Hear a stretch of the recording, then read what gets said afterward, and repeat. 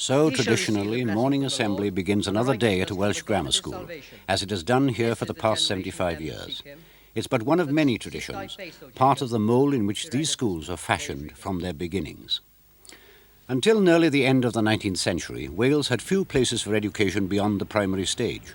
The existing Tudor or later foundations were mere pinpoints of light in the prevailing educational darkness.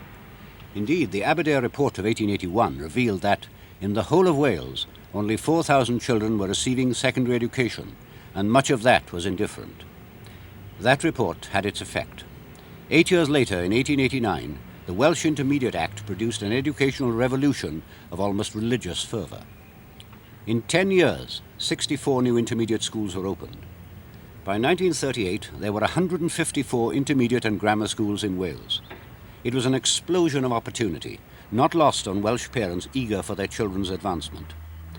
So once a year, the youngsters in the primary schools of Wales sat the scholarship, or tried for the county, as the phrases went, and passed, or failed to pass, what was later to become that political hot potato, the 11+.